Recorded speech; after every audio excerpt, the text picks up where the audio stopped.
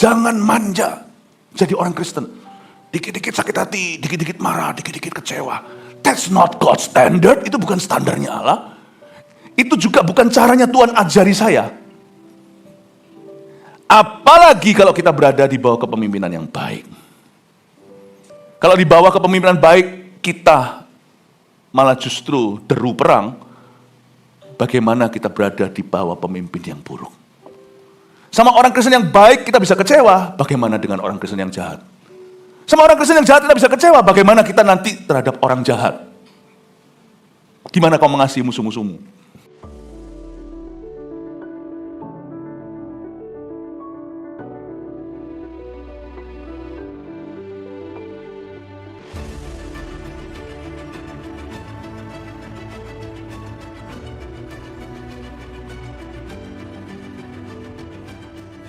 Terimalah penyembahan yang dinaikkan dan setiap pujian yang kami angkat di hadapan Tuhan sebagai persembahan kami masing-masing secara pribadi, persembahan hidup yang berkenan kepada Allah, dan juga sebagai persembahan kami bersama sebagai gereja. Kiranya Tuhan semakin mengurapi kehidupan kami, dan biarkan Tuhan semakin mengurapi gereja ini ya Tuhan. Jadikan mercusuar-Mu, jadikan terang dan garam-Mu Tuhan. Hamba berdoa supaya setiap kami hari ini, waktu kami beribadah, Kau memberi kami makan rohani, membuat kami sehat, bugar, kuat untuk menghadapi setiap permasalahan hidup dan pergumulan. Kami berdoa juga supaya hubungan di antara kami semakin diperkaya dengan ucapan syukur, dan semakin diwarnai juga dengan firman, sehingga tidak ada seorang pun di antara kami pikirannya sia-sia, perasaannya sia-sia, perkataannya sia-sia. Makasih Tuhan, kami minta suatu budaya rohani yang sehat di tengah-tengah kami. Dan hamba-Mu secara khusus mau berdoa syafaat untuk GMS Bantul, jemaatnya saat ini yang online. Tuhan, kasih rahmat-Mu atas jemaat kami di situ, atas jemaat-Mu yang Kau sayangi Tuhan. Kau buat mereka bertumbuh di hari Minggu, hari Tuhan ini. Sekalipun melalui, ya Tuhan, melalui online tidak onsite, kami berdoa supaya tangan Tuhan bekerja, karena kasih karunia-Mu kaya di tengah-tengah mereka, dihimpit masalah dan aniaya. Terima kasih Tuhan. Kami bersyukur di sini bisa beribadah. Kami berdoa supaya rahmat-Mu nyata. Urapi kami, berkati kami ya Tuhan, supaya kami biasa semakin bertumbuh dalam Engkau. Dan sembunyikan hamba-Mu di balik salib-Mu. Di dalam nama Yesus kami berdoa. Haleluya. Amin. Puji Tuhan. Shalom. Puji Tuhan. Praise the Lord. Bisakah Anda sapa welcome home pada kanan kirinya? Puji Tuhan, silakan duduk. Hari ini adalah hari yang dijadikan Tuhan. Mari kita bersuka cita di dalamnya. Saya percaya Tuhan sedang bekerja di gereja kita. Dan Tuhan semakin membuat bertumbuh setiap jiwa-jiwa yang haus dan dahaga. Tidak peduli kalau kita itu, tidak peduli usia kita, status ekonomi. Kalau kita itu haus dan lapar, Dia akan semakin bertambah dalam hidup kita. Amin. Kita sama-sama buka di 1 Tesalonika pasal 5, kita baca bersama-sama 1, 2, 3. Kami minta kepadamu saudara-saudara, supaya kamu menghormati mereka yang bekerja keras di antara kamu, yang memimpin kamu dalam Tuhan dan yang menegur kamu. Dan supaya kamu sungguh-sungguh menjunjung mereka dalam kasih karena pekerjaan mereka. Hiduplah selalu dalam damai seorang dengan yang lain. Kami juga menasihati kamu saudara-saudara, tegurlah mereka yang hidup dengan tidak tertib, hiburlah mereka yang tawar hati, belalah mereka yang lemah, sabarlah terhadap semua orang.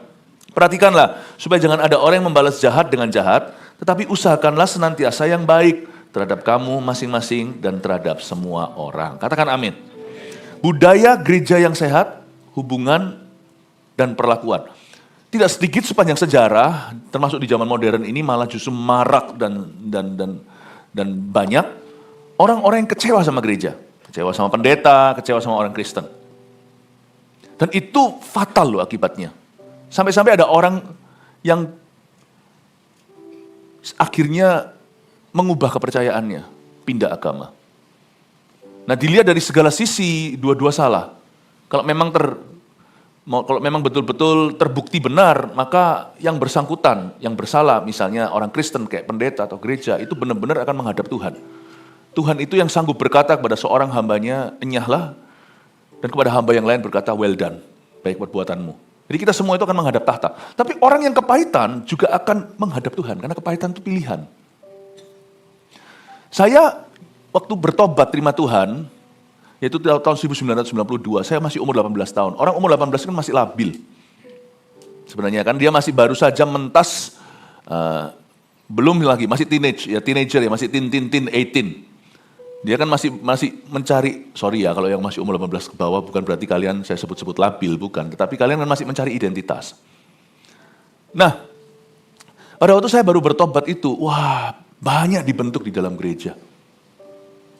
Saya pernah mengalami sesuatu yang buruk di dalam gereja.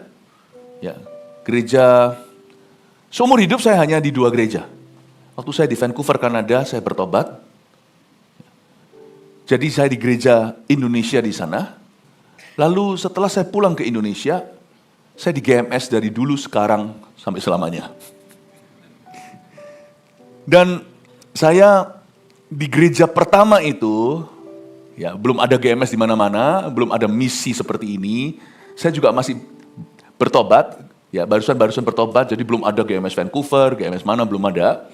Ya, waktu itu di situ di gereja itu saya benar-benar ditempah. Aduh, saya ada tulis kok kesaksian itu, salah satunya di biografi saya berjudul Before 30, atau yang di bahasa Inggris diterjemahkan Warrior for Revival. Di sana ada satu insiden, karena saya terlibat dalam pelayanan PAW, itu terjadi perkelahian, bukan cekcok mulut, berantem pakai bogem. Dan adik saya, waktu itu masih umur 10-an, 9, 10 itu, digebuk dipukul sama song leader.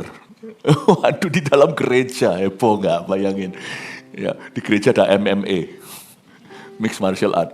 Tapi dipukul sama orang umur 24, 20-an, 20 sekian. 20 lebih. Nggak fair kan? Kokonya lihat itu nggak terima. Kokonya baru bertobat. Saya ini baru bertobat. Berapa lama ya? Kira-kira saya baru bertobat 1-2 tahunan.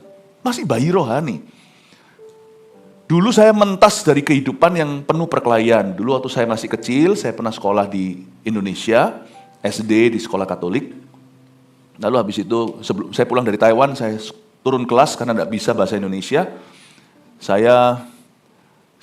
Lalu habis itu saya masuk ke sekolah Kristen, swasta, dan di situ saya suka berkelahi.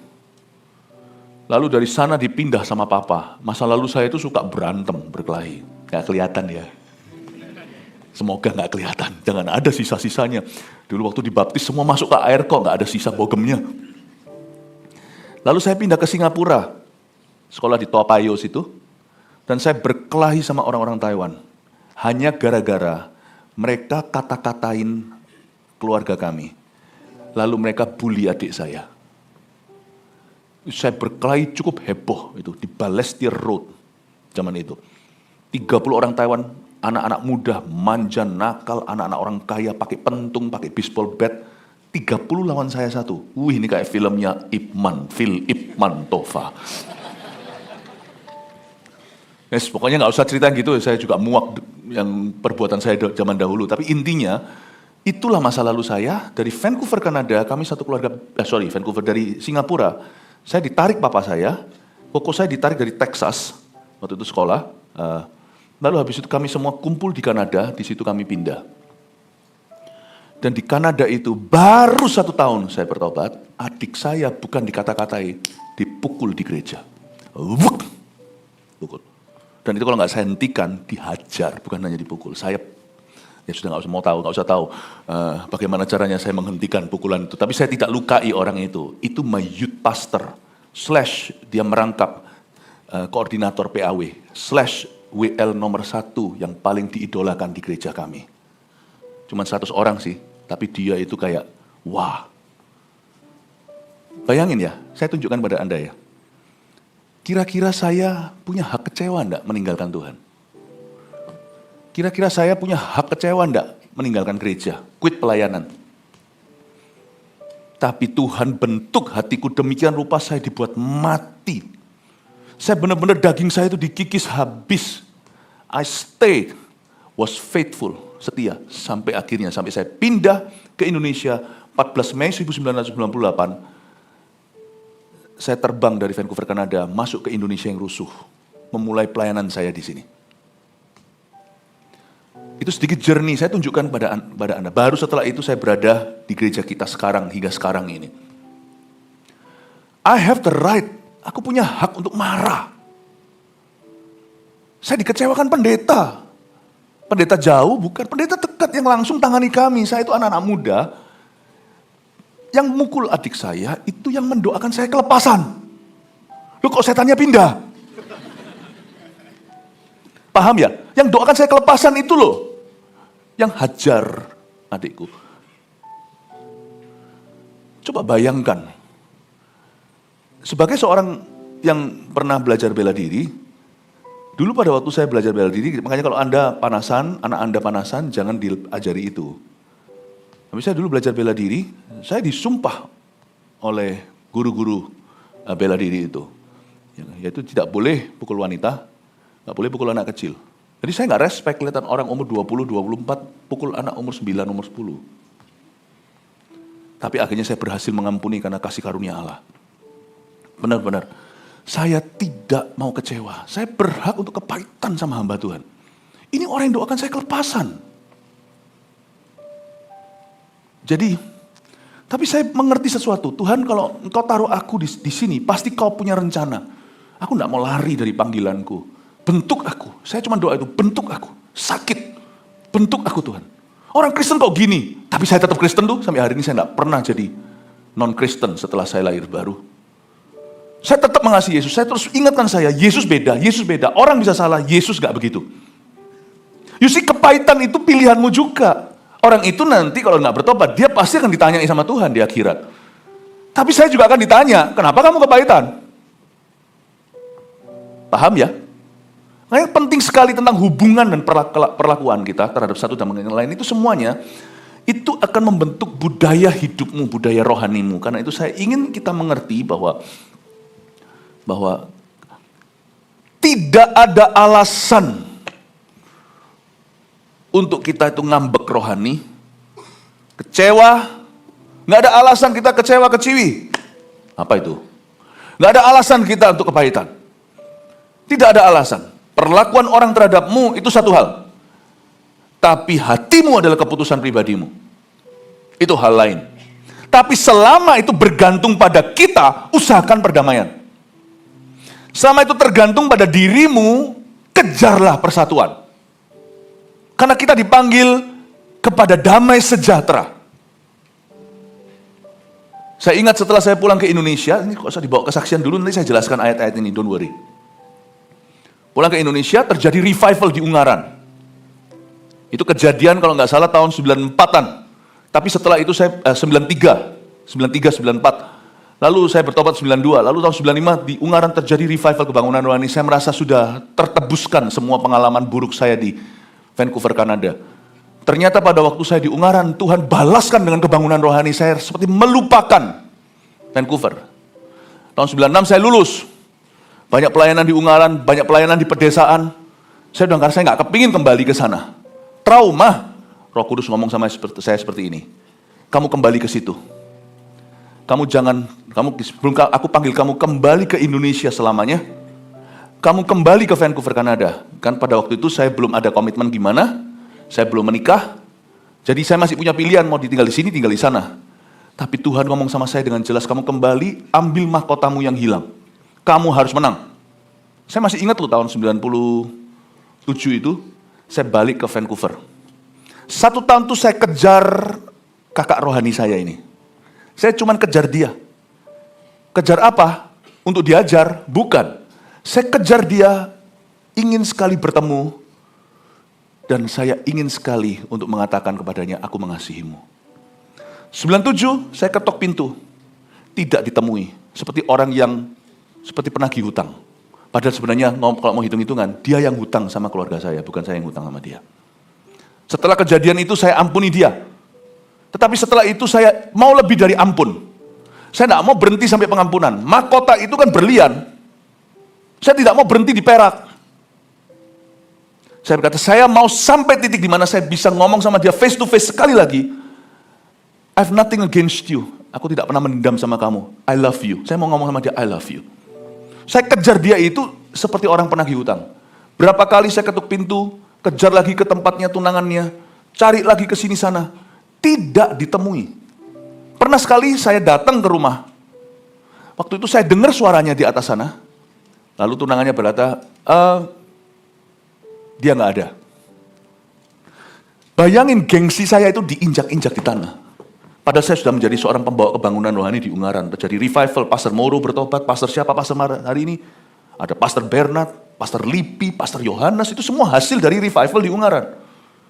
Aku gak butuh kamu, aku tidak butuh validasimu. Tetapi Tuhan berkata sama saya, ambil mahkotamu yang hilang. Saya ke situ, terakhir saya ingat, saya dengar suaranya di atas. Lalu akhirnya dia berkata, dia tidak mau kau temui. Suatu hari saya tiba-tiba dapat hikmat. Saya bel pintu rumahnya siang-siang mungkin, kebetulan dia lagi tidur siang. Buka, tidak sadar, tidak lihat dari lubang pintu itu dulu siapa yang mengetuk atau yang ngebel pintunya. Dibuka, nggak bisa lari kau. Dengan wajah yang barusan bangun tidur, lalu boleh saya masuk? Saya masuk. Saya ngomong sama dia, aku mengasihimu dalam Yesus. Aku tidak membenci kamu. Dan kata-kata terakhirnya adalah, Philip, in many ways, you're more righteous than I am. Kamu lebih benar dari saya. Dia bilang, dia tidak ngomong sorry sama saya sepatah kata. Tidak ngomong. Saya berkata, thank you, please pray for me. Doakan saya. Itulah saya pergi, tidak pernah ketemu lagi. Pulang dari sana, 98, 14 Mei. Lalu tak lama kemudian terjadi kebangunan rohani pemasa dan remasa di tahun 2000. Saya tunjukkan dulu seperti ini, saya mau bersaksi, kok saya rasa digerakkan untuk kesaksiannya. Bahwa orang Kristen kepahitan itu sama sekali jauh dari standarnya Tuhan. Kita sama pemimpin yang buruk aja, saya dibawa ke pemimpinan orang ini itu lama loh. Sampai akhir hayat saya di Vancouver, Kanada. Saya dibawa ke pemimpinan buruk aja saya harus bertahan dan bersyukur. Orang Kristen kalau kecewa sama orang Kristen lainnya, kecewa sama pemimpin itu jauh dari standar Tuhan. Sungguh. Makanya hari ini saya nggak bisa cepat respect dengan orang yang terlalu strawberry kerohaniannya. Dipencet langsung cair. Nggak begitu training Tuhan atas hidup kami, atas hidup saya juga nggak gitu. Kami ini trainingnya adalah training Kopassus oleh Yesus. Kalau push up dikit aja secara rohani sudah membuat seseorang berpeluh darah, kami tidak bisa melihat, kami tidak bisa merasakan respect. Karena itu saya izinkan saya mengatakan bahwa di bawah pemimpin yang buruk, saya minggu per minggu harus mendengar beliau khotbah di youth group kami. Mimpin pujian. Loh, apakah nggak didisiplin? Nggak terlalu. Saya harus bisa terima, didisiplin lah, tapi bukan gimana. Tapi saya hari ini menerapkan disiplin yang beda kalau ada orang begitu di bawah pelayanan kami. Jadi selama bertahun-tahun kemudian, sampai tahun 98, saya harus duduk di bawah seorang minister who had hurt our family. Saya tadi kan cuma sebut dia mukul kan, ada lagi 2-3 hal lain lagi dosanya terhadap kami.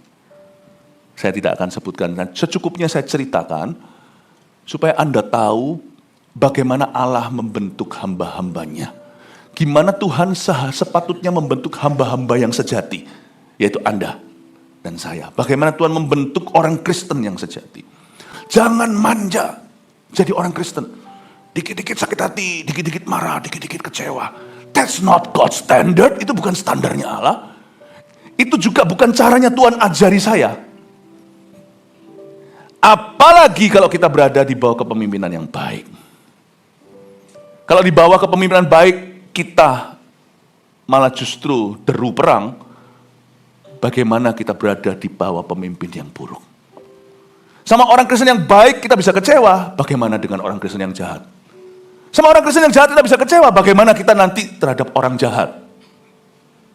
Gimana kau mengasihi musuh-musuhmu? Kasihlah musuh-musuhmu itu klise, slogan. Tapi untuk step-step ke situ itu, setiap ladder atau setiap tangga, anak tangga itu, harus latihan dulu. Bagaimana sama orang Kristen yang jahat? Dan nama orang Kristen yang jahat, jangan langsung lompat. Itu terlalu berat. Sama orang Kristen yang baik dulu, kita bisa kecewa nggak? Orang Kristen yang baik tapi nggak sempurna. Saya nggak lama lalu saya ditegur sama satu orang. Kenapa Pastor Philip gak pernah sapa saya? Ya gak apa-apa, waktu itu terjadi ya, oh sorry, saya langsung nuduh, sorry. Ya, ternyata saya gak nyapa bukan karena saya gak nyapa lah. Nah, mana saya, kalau masa jalan terus sama semua orang nyapa?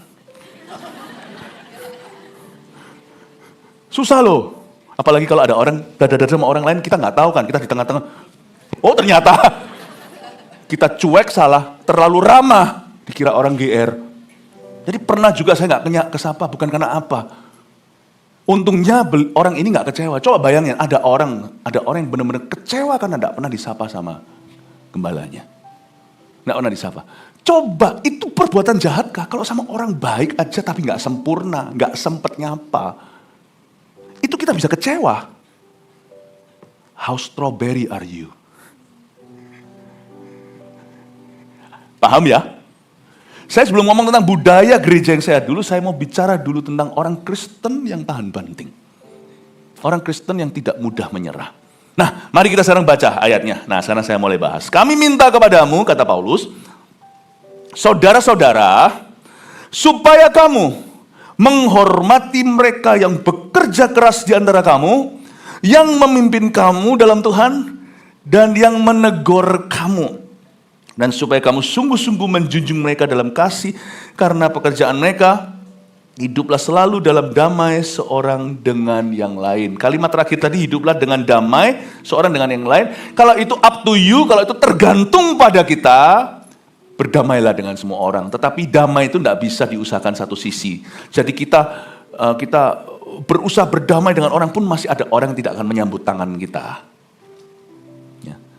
Bahkan kita juga akan di zaman edan seperti ini, kita tidak berbuat salah kepada seseorang, orang itu bisa membenci, kesumat pada kita, itu bisa terjadi. Jadi memang damai itu tidak bisa diusahakan hanya oleh satu pihak. Tapi when it's up to you, kalau itu tergantung padamu, hai orang Kristen yang sejati, murid-murid Kristus di sini, usahalah hidup damai. Selalu komit diri sendiri menjadi bagian dari solusi, bukan bagian dari problemanya. Kita mau jadi bagian dari solusi aja, kita nggak sempurna jadi orang. Misalnya, mungkin kita kelewatan, tidak menyapa, atau lupa memberitahu happy birthday to you. Kita berusaha pun kita nggak sempurna, tapi jangan sampai kitalah bagian dari problema. Kitalah troublemaker-nya, kitalah yang selalu menjadi duduk masalah. Jangan sampai. Mendingan saya nggak sengaja kecewakan orang, lebih nggak sengaja mengecewakan, daripada saya adalah orang yang memang komitmen untuk mengecewakan. Saya tidak mau jadi bagian dari permasalahan, saya mau jadi bagian dari solusi. Itu yang disebut dengan hiduplah selalu dalam damai seorang dengan yang lain. Ya.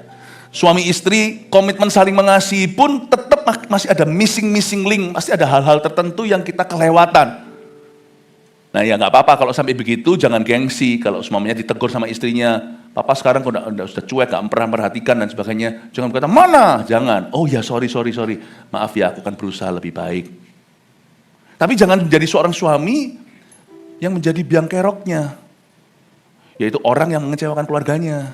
Di luar ada selingkuhan secara sengaja, dengan demikian menghimpit keluarganya, istri yang sah dan anak-anak mereka. Jangan jadi orang yang menjadi biang masalahnya. Jadilah orang dari sebagai bagian solusinya. Dan Alkitab mengatakan di sini dalam hubungan gereja yang sehat, Paulus meminta kepada jemaat Tesalonika supaya kamu menghormati. Ada kata menghormati. Mereka yang bekerja keras di antara kamu. Mereka yang bekerja keras di antara kamu di sini, Paulus menunjuk kepada para pastor, para gembala, para elders. Di gereja kita tidak ada sistem kemajelisan. Tapi yang ini zaman di gereja tertentu ada elders atau namanya orang-orang yang dituakan, deacons, ya diaken. Ini Paulus lagi ngomong tentang mereka. Mereka yang bekerja keras di antara kamu itu kamu harus hormati. Kalau di gereja kita dalam sistem penggembalaan ada yang namanya gembala sidang, ada juga yang namanya gembala-gembala wilayah seperti gembala host pastor sini, host pastor sana, lalu ada TL, team leader, ya. Ada juga nanti coach, yaitu yang mengepalai beberapa CG, lalu habis itu CGL, CG leader. Nah, hormatilah mereka yang bekerja keras di antara kamu, sebab kepemimpinan itu kasih karunia Allah. Baru kemarin saya menutup peti TL Iwan, Pak Iwan. Hati saya sedih sekali, seperti kehilangan kolega. Seorang TL, tim leader yang mengepalai yang bisa membawai sampai maksimal 1.000 orang, itu seperti sesama hamba Tuhan. Sekalipun TL-TL ini volunteer, sekalipun TL-TL ini semuanya punya pekerjaan, kemarin juga lihat pegawainya banyak, dan pegawainya banyak nangis, saya bangga sekali. Itu mau tahu orang itu hidupnya gimana, lihat ketika dia tidak ada. Apakah orang bersukaria atau orang meratapi kepergiannya? Ini orang-orang yang non-Kristen loh. Banyakan di dalam karyawannya. Saya melihat banyak yang matanya merah. Nggak mungkin itu akan terjadi jika beliau seorang atasan yang semena-mena. Dan saya melihat di sana yang kerja, saya tanya di lift, udah kerja berapa tahun? 16 tahun, 17 tahun. Jadi titik balik, saya bangga sekali. Anak GMS, anak visi. Bisa demikian rupa jadi terang dan garam di tempat kerja. 16 tahun, 17 tahun menjadi titik balik. Dulu perusahaan merugi setelah di take care sama orang baru, sama jemaat kita ini. Lalu tiba-tiba berbalik dari kerugian, sekarang mulai menguntungkan perusahaan. Makanya 16-17 tahun semuanya awet kerja karena kerjanya itu jelas. Bertanggung jawab. Orang Hokkien bilang cengli masuk akal. Saya itu kemarin pada waktu menutup peti ya, saya dalam hati saya sedih, saya rasa seperti gereja kehilangan seorang pemimpin yang baik. Gereja kita itu kehilangan seorang hamba Tuhan. Tahukah bahwa hamba-hamba Tuhan yang baik itu kasih karunia Allah buat hidup kita? Itu kasih karunia buat hidup kita. Love them. Tapi bukan semata-mata menyandang gelar hamba Tuhan atau pendeta langsung pasti mengundang hormat. Makanya itu di sini ada vice versa, bahasa Inggris ada timbal balik, timbal balik ya, ada timbal baliknya. Timbal itu bukan nasi, timbal. Sorry, saya hanya SD di Indonesia soalnya ya. Timbal balik, ada timbal balik. Coba kita baca lagi, saya jelaskan ya. Kami minta kepadamu, jadi Paulus sebagai rasul menulis ke Tesalonika. Tesalonika itu ada host pastornya sendiri, Tesalonika itu ada gembala sidangnya, ada gembala lokalnya. Paulus nulis gini, kami meminta kepadamu, Paulus, Silas, Timotius yang menulis surat ini, dia bilang, kami minta saudara-saudara supaya kamu menghormati mereka. Jadi Paulus punya pikiran, waktu berkata hormati mereka, yang dia maksudkan adalah para gembala, para leader di tempat kita seperti TL, sampai CGL dan sebagainya, elders, deacons, kamu harus hormati mereka. Yang bekerja keras loh ya. Bukan yang makan sia-sia ya. Yang bekerja keras di antara kamu. Yang memimpin kamu, timbal balik. Dalam Tuhan. Mereka yang berusaha memimpinmu dengan rajin. Mereka tidak menjadikan jemaat yang mereka pimpin sebagai backup plan only atau sebagai cadangan. Bukan pemimpin yang sibuk di luar, tetapi aktif sekali di luar, tapi kurang aktif di jemaat sendiri. Karena seorang pendeta bisa terpancing begitu. Aman, safety net atau sebagai net itu apa? Seperti jala yang aman, kalau dia jatuh, kalau maksudnya ini sebagai support sistemnya. Tetapi nggak pernah sungguh-sungguh komit waktu, komit hati, komit doa, komit pelayanan kepada jemaatnya, nggak pernah. Paulus berkata, supaya kamu menghormati mereka yang kerja keras, mimpin kamu dengan rajin, dan yang menegur kamu, yang berani luruskan Anda, yang tidak takut sama Anda. Pemimpin-pemimpin yang baik dan benar adalah pemimpin yang takut akan Tuhan. Jadi misalnya kalau ada di sini yang pernikahannya gimana, dia pasti ngomong terus terang. Dia nggak akan biarkan gini, diam aja, biarin mereka sendiri ngalami. Udah, jangan bangunkan macan tidur. Mendingan kita bangunkan macan tidur daripada kita tidak berusaha untuk menyelamatkan jemaat kita. Mereka yang berani menegur kamu. Dan bukan hanya menghormati ya, ayat 13, dan supaya kamu sungguh-sungguh menjunjung mereka. Bukan hanya hormat. Kalau hormat itu bisa karena terpaksa. Ya karena haruslah. Saya yakin Di North Korea, Korea Utara, semua hormat sama Kim Jong Il. Il dan Un saling kenal. Papa dan anak.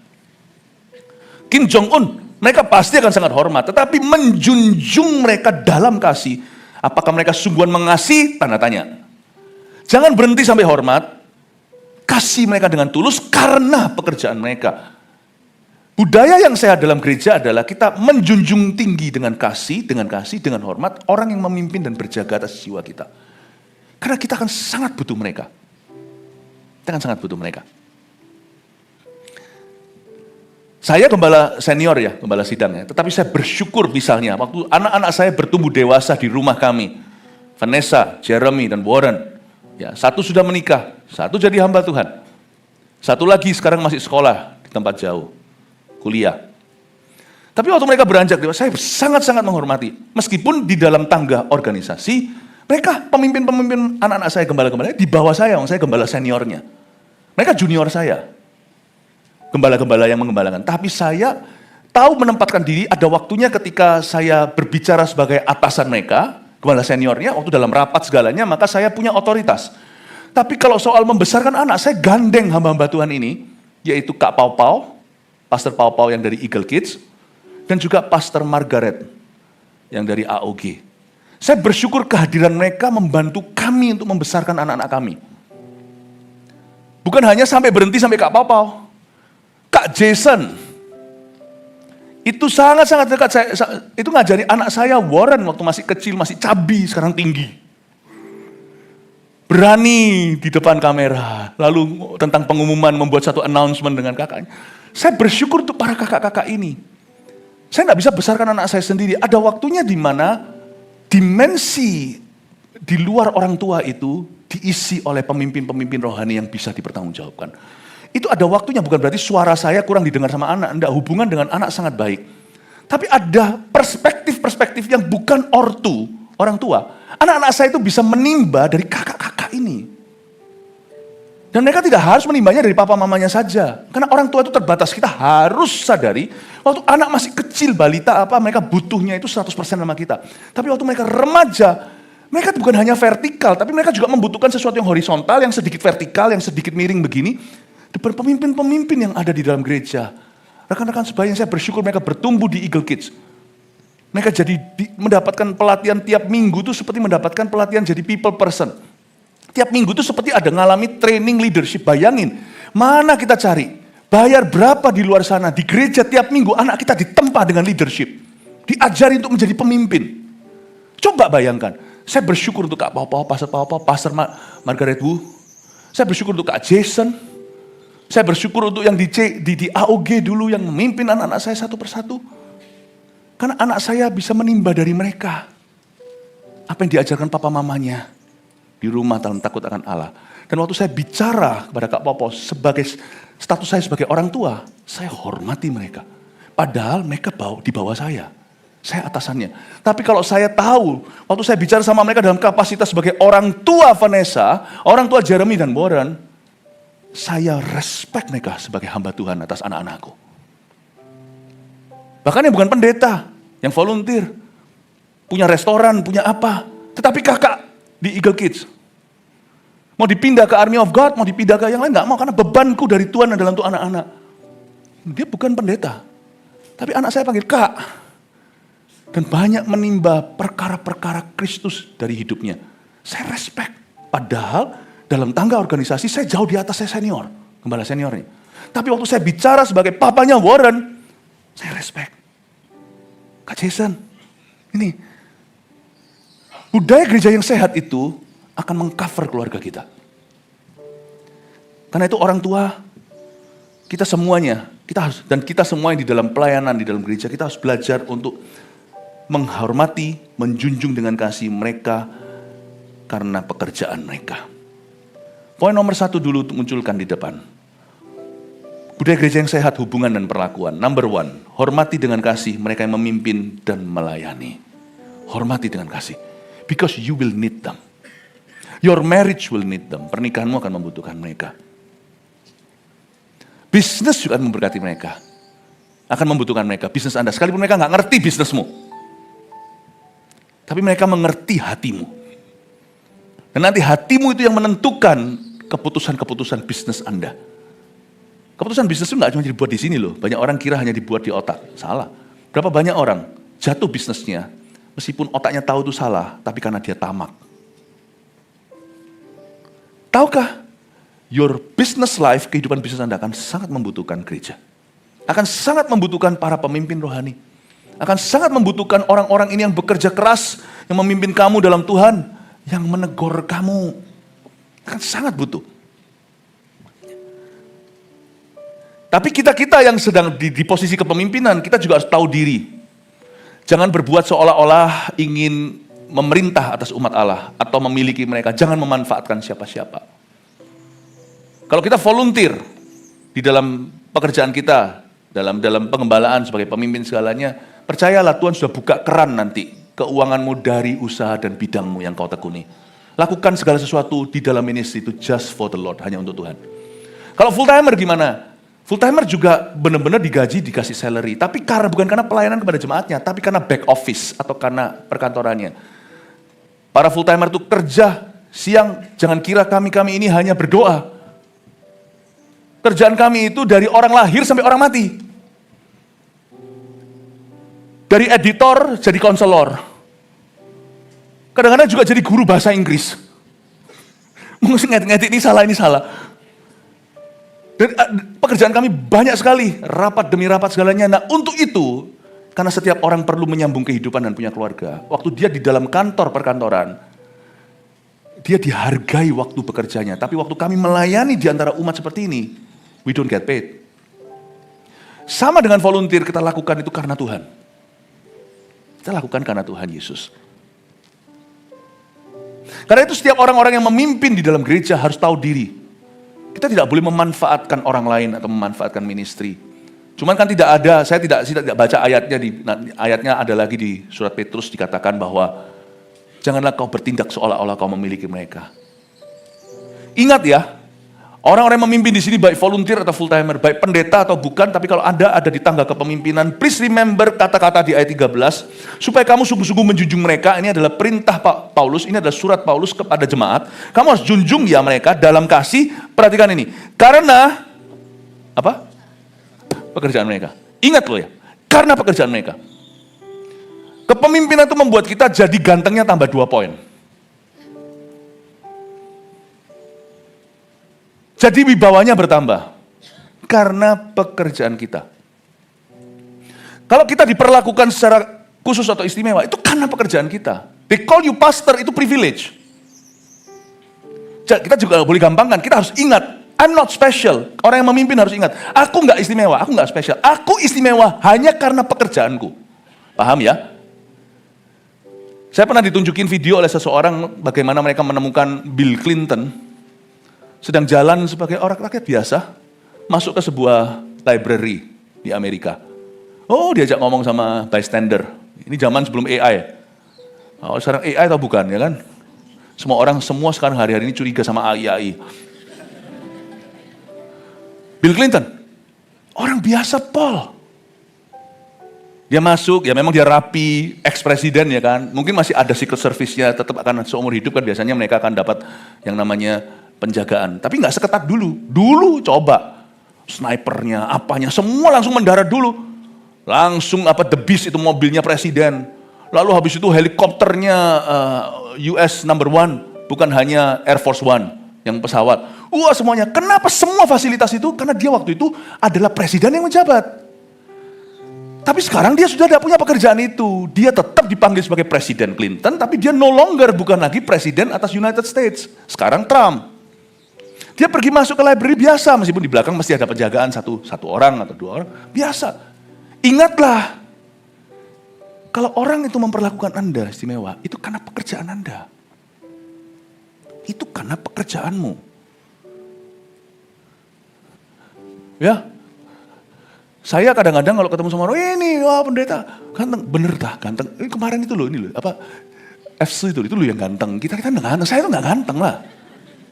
Cuman di profesi saya itu saingannya nggak banyak kalau yang tampang. Ya kan? Coba kalau saya bukan pendeta, bukan gembala senior sekarang, saya cuma salah satu biasa lah, ya tinggi gitu aja loh paling. Ganteng enggak? Jerry Yan itu ganteng. Vanessa itu ganteng. Kita loh, apanya?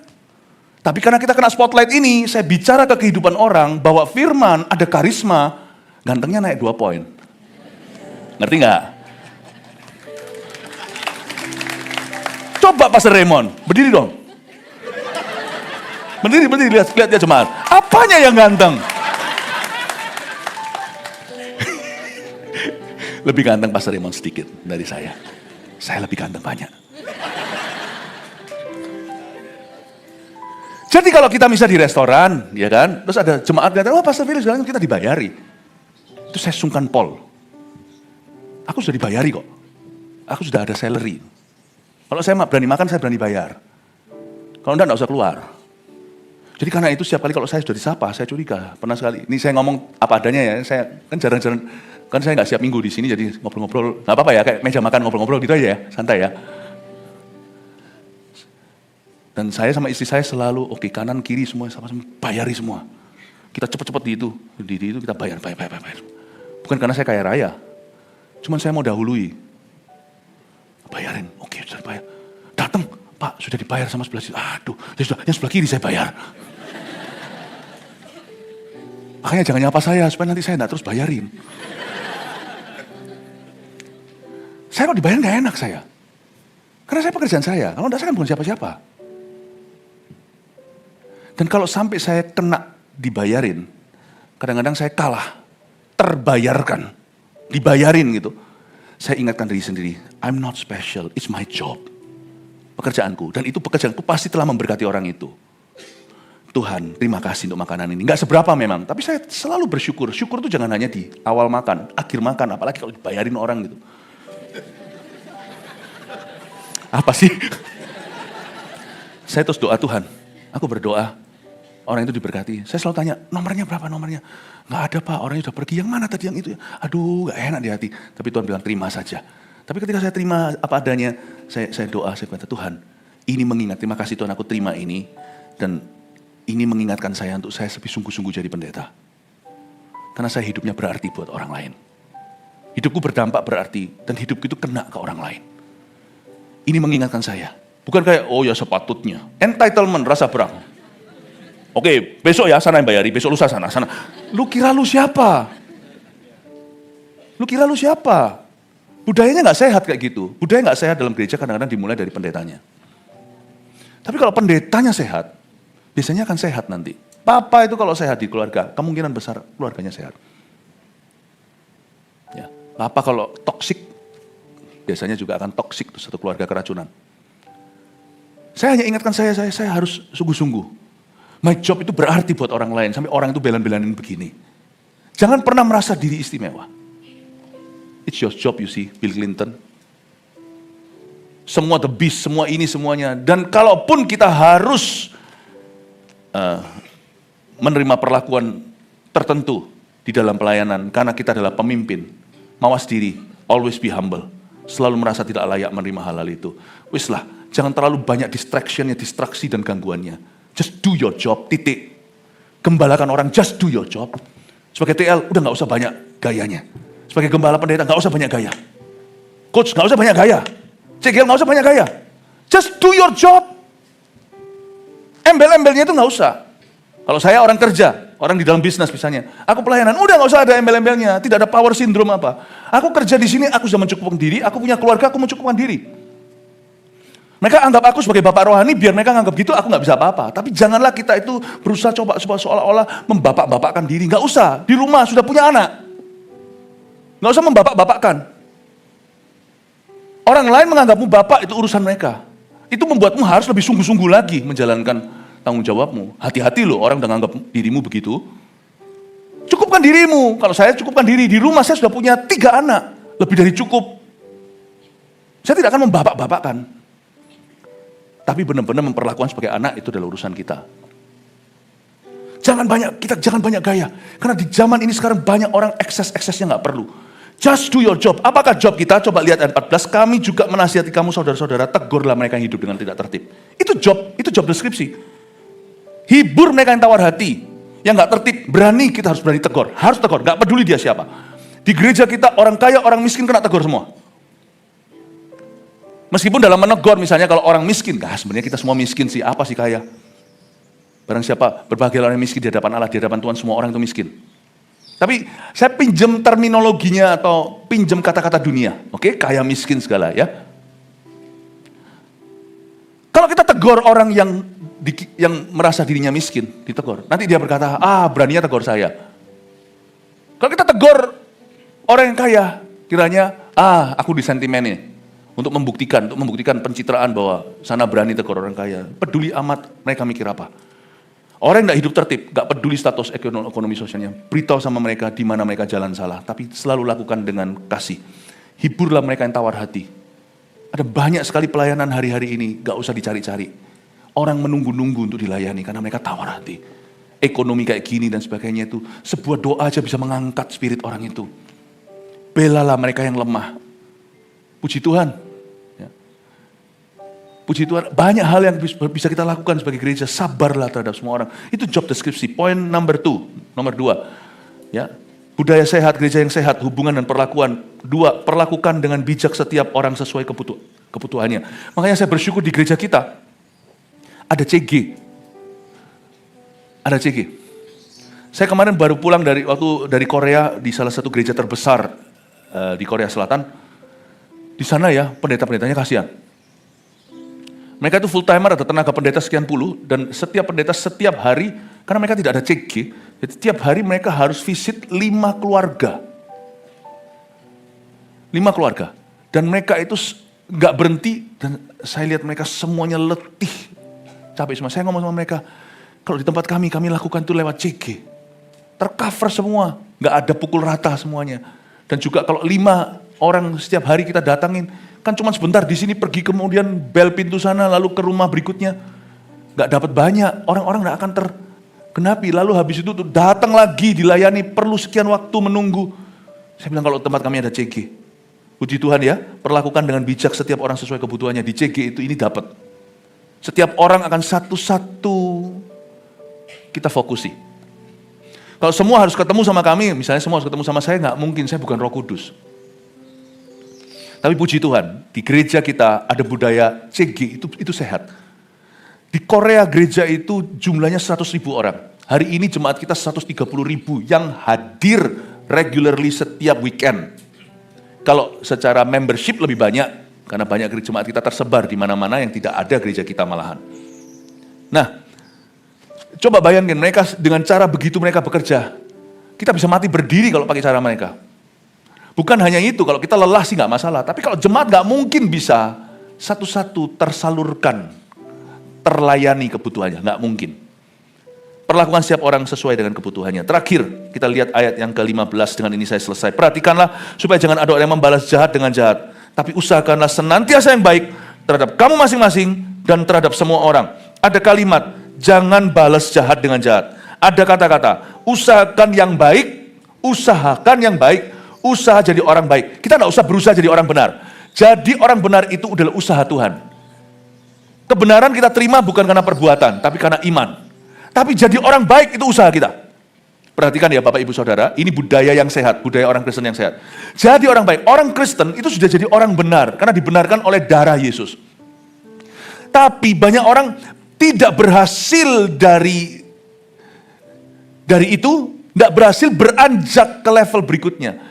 Setelah kita jadi orang benar atau dibenarkan oleh pengorbanan Tuhan, usahalah jadi orang baik. Ini bukan usaha Tuhan. Kebaikan itu buah roh, kita perlu kerjasama sama Roh Kudus, tapi ada sisi kita namanya ketaatan.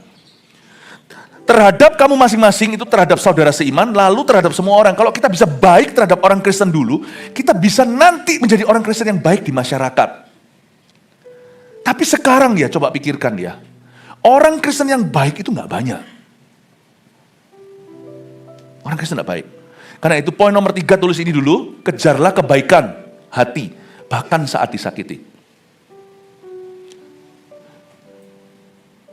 You see, di level kebaikan inilah dunia melihat kita. Sehingga mereka bisa menunjuk itu loh orang baik. Lalu lama-lama mereka berkata, dari mana mereka dapatkan itu? Mereka akan ketemu Yesus, mereka akan dibenarkan. Tapi orang Kristen yang jahat itu banyak celakanya. Mereka mengaku Yesus juru selamat mereka. Kalau ditanya, mati masuk mana? Masuk sorga. Kalau ditanya, dosamu sudah diampuni? Sudah. Tapi jahatnya terhadap istrinya. Jahatnya di jalanan, jahatnya sama tukang parkir, jahatnya sama sopir, jahatnya sama pembantu rumah tangga, jahat sama pendetanya. Waktu ditegur bisa sinis. Orang Kristen yang jahat. Jadi saya suatu hari itu mikir begini, suatu hari ya. Kira-kira di sorga itu ada orang jahat nggak ya? Kalau ada saya nggak mau ke sorga itu. Nggak ngulang yang ada di dunia. Kira-kira sorga itu isinya apa ya menurut Anda? Ya orang yang dibenarkan oleh darah Yesus. Nggak ada seorang pun dapat datang pada Bapa kecuali melalui aku, Yohanes 14. Jadi itu jelas. Tapi kalau hanya Kristen belaka, Anda akan terkejut ternyata di sorga. Jumlah orang Kristen, jumlah anak-anak Tuhan yang masuk ke sana mungkin tidak sebanyak total jumlah orang Kristen di dunia. Kalau penjahat masuk ke situ, ngapain kita ke sana? Kalau orang-orang Kristen yang ngaku Kristen tapi gitu kelakuannya, waduh luar biasa jahatnya. Jangankan percaya uang ke dia, maksudnya jangankan percayakan apa, percayakan uang itu minimal, sama dia aja bisa raib. Orang nggak jujur, kok bisa ya Kristen tapi nggak jujur kayak gitu. Apalagi ku percayakan anakku, ku percayakan istriku, keluarga, nggak mungkin deh sama orang-orang itu. Kalau orang gitu ketemu di sorga, saya di sorga kemana-mana tak kunci sama saya gemboi. Sorga ternyata nggak ada gembok tuh, nggak ada gelap, nggak ada lampu. Terangnya Kristus. Kalau di sorga tetap ada orang jahat. Kayaknya enggak ya. Jangan-jangan di sorga itu jumlah orang yang benar-benar masuk ke sana enggak sebanyak jumlah orang Kristen totalnya di dunia loh. Termasuk jumlah pendeta loh. Ada jangan kaget loh ya.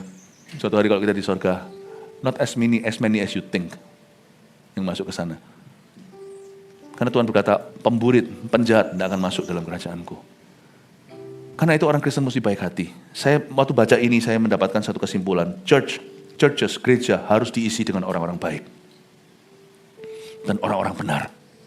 Gereja harus diisi dengan orang-orang baik dan orang benar. Yang menjadi masalah gereja hari ini yang menjadi pandemi rohani. Gereja sudah disamadengankan dengan orang-orang munafik. Sehingga sekarang menginjil di luar gereja itu susah. Karena orang-orang tidak percaya sama orang Kristen. Jadi saya waktu baca ini saya membuat satu kesimpulan, Tuhan, gereja harus diisi dengan orang-orang baik di samping orang-orang, setelah mereka adalah orang-orang benar, mereka harus orang-orang baik. Sorga juga berisi orang-orang baik. Kejarlah kebaikan hati, bahkan ketika kau disakiti. Saya selalu ingatkan orang-orang, semua itu ada caranya. Saya belajar sesuatu sama orang, pada orang yang berbuat jahat, saya tetap akan berbuat baik. Karena saya Kristen. Kepada orang yang membunuh karakter saya, kepada orang yang berbicaranya semena-mena, kepada orang yang perlakuannya gimana, saya tetap akan jadi orang yang baik. Saya membuat satu keputusan dalam hati saya harus jadi orang baik. Bukan orang baik di mata orang, saya harus jadi orang baik sungguhan di mata Tuhan. Bahkan ketika aku disakiti, orang Kristen kan begini, baik kepada orang yang baik, tapi sekali dia disakiti, dia bisa lebih jahat dari orang itu. Minimal mulutnya bisa jahat sekali. I don't want to be like that. I am Christian. Saya harap di sini juga sama, di dalam pengembalaan gereja kita. Di gereja kita, mari kita semuanya amalkan kalimat ini. Usahakan senantiasa yang baik. Usahalah, berusahalah untuk jadi orang baik. Amin.